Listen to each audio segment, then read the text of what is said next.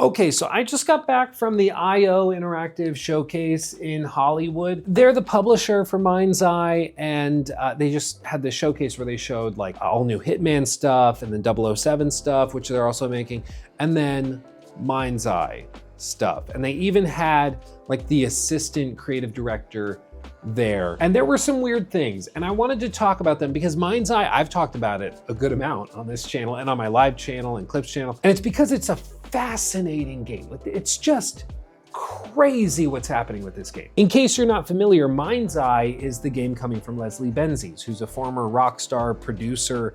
He worked on like Grand Theft Auto 5 online, GTA 4, Red Dead 2. Like, he's worked on some of the biggest games from them. And so he started a new company called Build a Rocket Boy, and they've been building this everywhere platform game, which is like a gigantic sort of Fortnite-esque platform for you to play a bunch of different game modes and do all sorts of stuff. But then it also has these individual games built within it, which this MindsEye game is supposed to be one of. It's a very weird thing, and the whole thing is bizarre, but the reason I've talked about it on this channel and my others is because it also is probably like the biggest red flag game that I can think of in recent memory. Like, this thing is just riddled with red flags. Like, for example, they held previews for press and media where some content creators even got to go and attend this virtual event. They weren't allowed to play the game, but they did get to watch somebody play it, and it was so buggy and broken that they were not allowed to capture their own footage. They had to use B-roll that was provided to them. And then, even more amazingly, the game, even with the quest balancing, was so inconsistent that they had to go and turn on invincibility, or God mode, in order to get through 2 separate quests that they played in this preview. I have never in my life been at a preview event where they could not play the game without using cheat codes, basically. But that's where they were. At a preview event showing why this game is awesome, they had to turn on God mode twice. And that was like 4 or 5 weeks before launch. And as I sit here today, the game launches on Tuesday. Like, it launches in 3 days. It's bizarre. Like, the whole thing is insane. And then stories broke last week that the chief legal officer and the chief finance officer both were resigning or departing in the weeks leading up to the game's launch. And I don't have to tell you, if you're about to launch like your magnum opus, your most successful product, in this case, the first product ever, it's weird to leave right before that. Like, if you're about to win a marathon and you've been running for miles and miles and miles, you don't stop running at the last quarter mile for no reason. Like, you're only doing that if you have very good reason to get off. Before it's too late, you know? And in this case, it seems like, you know, the ship is not about to dock beautifully into port. It seems like maybe executives high up are jumping ship before the boat crashes into the dock because it's going too fast or is not being manned properly. So the whole thing is bizarre. It's bizarre. But just in the last 24 hours, something interesting has happened. A couple of interesting things have happened. Not only was it shown at the I/O Showcase, which I'm going to talk about in a minute, but also gameplay has been leaking. Now, for obvious reasons, I'm not going to show the leaked gameplay. I don't think that's my place, and I just, let's be real, it would get copyright struck or whatever. So I'm not going to show any of that leaked gameplay, but basically physical copies of the game have been getting out into the wild. People have been playing it and posting it online, and you can see it yourself if you really want to. I don't think you really need to, frankly. But as part of that, people have also reported some of the day 1 patches, day 0 patches, day -1 patches and things that have been going out while they've had access to the game. And there is some good news here. For one, people that have gotten access to the game already have said the copy of the game that is on physical discs is very bad. Like, it's very broken and rough. But the day -1 patch, like the sub day 0 patch, that actually fixes a ton of the issues with the most egregious like bugs and game-breaking stuff, which is good. It means that they have polished it up. They have fixes for a lot of that. Still not perfect though. A lot of the gameplay is still very buggy. It drops frames from 30 frames down into the mid-20s or low 20s very regularly. It has other problems. There's been other updates that have come out that have further improved performance. And to this day, there still is, of course, not a day 1 patch because it's not day 1 yet, but they are making progress. It is running better than it has previously, which is at the very least a good sign. However, even with that, there's reason to believe that there's, how do I say this? It seems there's a good reason that this is not being sent out for review. I spoke to somebody tonight who said that they had interacted directly with members of the marketing team involved with this game, and they were told that there were no review codes available. They were only going to send codes out on launch day. It's not great. There's been some amazing games that have launched without reviews going up, but it doesn't exactly instill confidence when a developer knows everybody perceives their game as broken and then they refuse to send out review codes. It just doesn't look very good. But who knows, maybe the day one patch will actually fix the game and make it run great and it'll be wonderful. It's possible. It's not likely, but it's possible. But that's what's been happening in the last 24 hours. What also happened today was that the game received a new trailer at Summer Games Fest and that they also showed it off at the I/O showcase. Frankly, the Summer Games Fest trailer, I think, looked really good. I think that trailer was a very good trailer. I think it was cut together well. It looked cinematic. It looked high quality. It looked AAA. I thought they did a really good job with it. And I saw that trailer and I said, I want that game. I want that. The question just remains, will we get that game on Tuesday? And I don't know. I mean, it very well could be that game, but I also suspect that it's going to be that game with a lot of other things that are not being clearly shown. And I think that is perhaps the biggest problem for MindsEye right now, which is just simply that they, intentionally or not, have done a very bad job of communicating not only what this game is, but instilling confidence in people.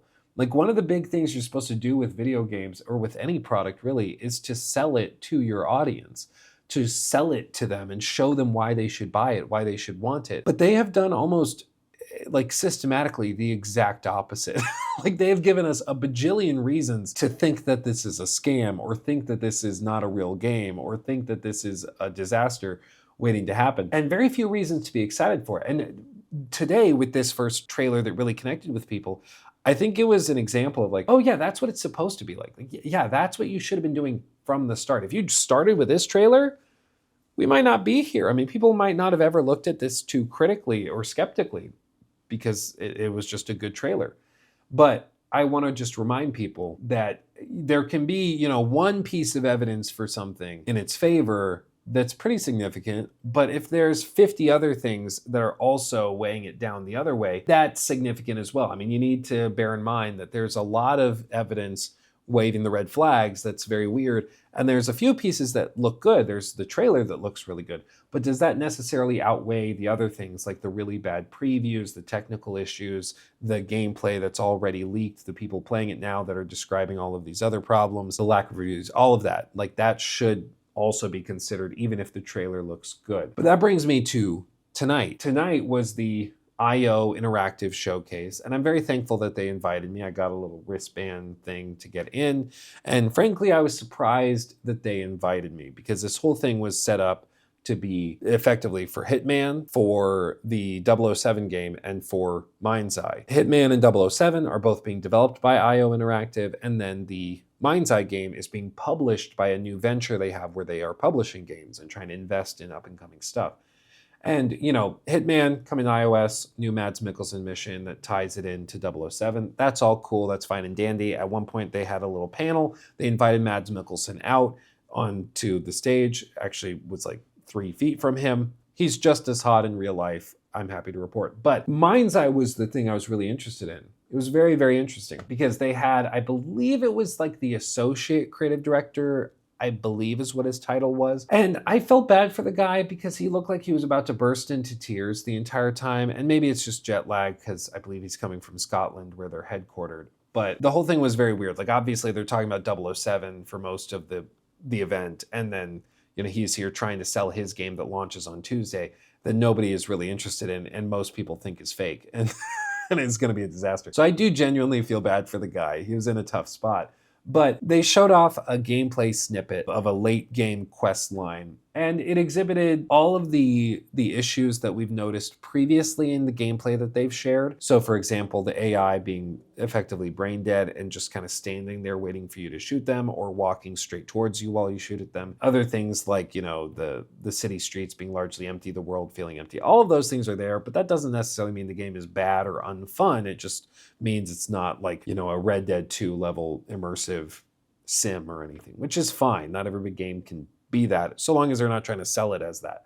But what was also really, really interesting about it was just that It's a gameplay snippet that they have selected to showcase some later gameplay and stuff. And they announced like each of these things, the Hitman new mission, and they said, we have this playable in the lobby, which they had the lobby and then the theater, and in the lobby were all of these stations with controllers and with consoles, so you could actually play it. If you wanted to try Hitman on iOS, you can play it there. If you want to go try Hitman on the Switch 2, you can go play it there in the lobby right now. That's great. But then they get to MindsEye, and even though the game launches on Tuesday, they don't have it playable here. It launches, by the time you see this, in 3 days. 3. And they still have not let anybody play it. Intentionally, at least. Accidentally, people have gotten it. But they've not let anybody play it intentionally. That's very weird to me. There's a guy on the street screaming, "You're all gay." Okay. LA, ladies and gentlemen. So anyway, the whole thing is just weird. Like, you would think they would have a preview. You'd think that they would just have it on a console, let you play 10 minutes of it, and then one of the staff comes over and turns off the console and forces a new save or something. You would think they would do something like that, but even now they don't have the game playable for people, and that's just so weird to me. Like, again, MindsEye very well may end up being an amazing game that is really good and really well put together and very cinematic and very cool. But I think no matter what, it will go down as one of the most poorly sold games in recent memory. Like, they somehow managed to convince everybody that it's not real, that it's broken and buggy, that the company is falling apart and going bankrupt. And they've managed to instill so little confidence in people that the average person who looks at that game thinks there's something horribly wrong with it.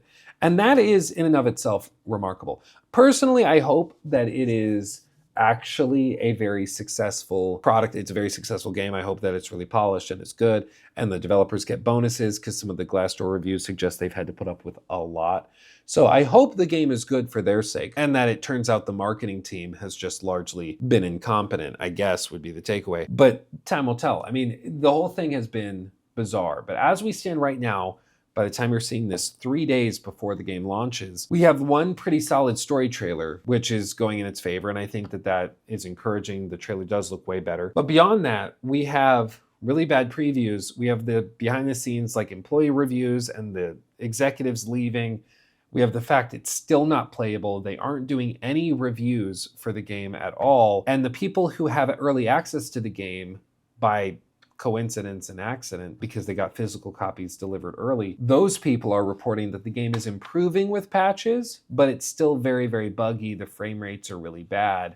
And even then, that's separate from whether the game itself is really good, because apparently 70% of the first hour is cutscenes and stuff. So who knows what the actual gameplay is like. So it's going to be a very interesting game. It's going to be very, very interesting to see. And, I don't think we'll have reviews to judge by, from what I understand. Maybe there do end up being reviews. I've not met anybody reviewing it, but maybe there's somebody out there doing it. But it's going to be fascinating. And I think for anybody else out there who's either working at a game developer or thinking of, working there, maybe just take the lesson that do everything the opposite of MindsEye. Because if MindsEye actually is a very good game, they have managed to convince everybody of the opposite.